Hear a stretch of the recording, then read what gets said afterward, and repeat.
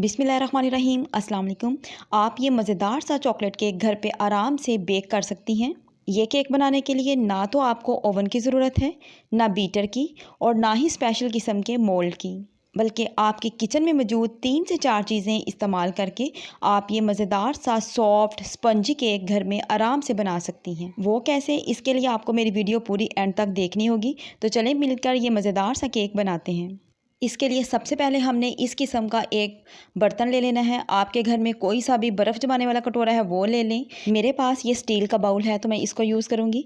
सबसे पहले हमने इसको ग्रीस कर लेना है। तकरीबन हाफ़ टी स्पून आप कुकिंग ऑयल ले लें और पूरे बाउल के ऊपर आपने अच्छे तरीके से इसको लगा लेना है। उसके बाद मैं बटर पेपर लूँगी और इसकी बाउल के साइज़ के अकॉर्डिंग मैं इसकी कटिंग करूँगी और ग्रीसिंग करने के बाद मैं उसके अंदर इसको पेस्ट कर दूँगी। अगर आपके पास बटर पेपर नहीं है तो आप रजिस्टर का वाइट पेज भी ले सकती हैं या फिर जो कॉपीज़ पे कवर करते हैं खाकी रंग का, आप उसको भी यूज़ कर सकते हैं।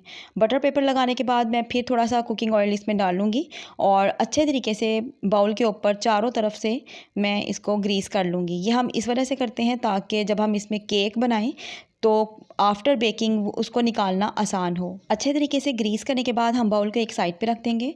अब मैं मिल्क शेक बनाने वाला जग लूँगी और इसमें मैं डालूँगी 3 अंडे, 1 कप चीनी, 1/4 कप दूध और 1/4 कप ही हम लेंगे कुकिंग ऑयल का।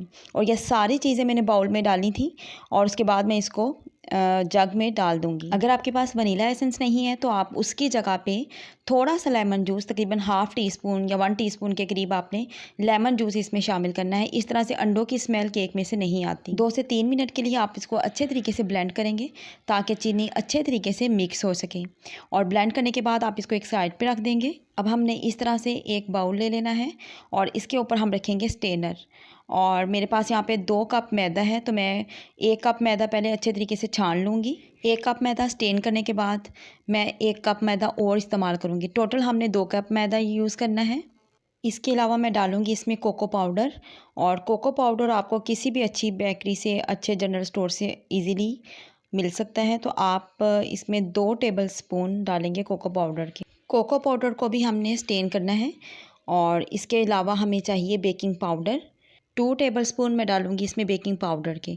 आपने बेकिंग पाउडर ही लेना है, बेकिंग सोडा नहीं लेना, ठीक है। तो हम इन चीज़ों को छान के इस्तेमाल कर रहे हैं। इस तरह से मिक्सिंग अच्छी हो जाती है। और अब हमने जिस जग में अंडे, दूध, कुकिंग ऑयल और चीनी को मिक्स किया था तो वो भी इसमें शामिल कर देंगे। अब जो काम है करने वाला वो ये है कि तमाम चीज़ों को हम अच्छे तरीके से मिक्स करेंगे। मिक्सिंग बहुत ही ज़बरदस्त होनी चाहिए। किसी किस्म की कोई भी गुठली बाकी नहीं रहनी चाहिए। किसी भी फोक या फिर स्पून की मदद से आपने 5 से 7 मिनट के लिए अच्छे तरीके से मिक्स करना है।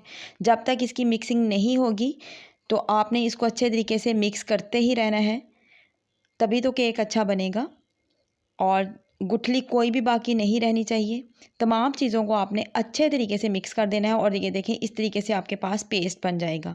तो अब हम इसको डाल देंगे मोल्ड में, यानी जिस पे हमने बटर पेपर लगाया था और ग्रीसिंग करके रखा हुआ था हमने जो बाउल, हमने ये तमाम बैटर जो है उसमें डाल देना है।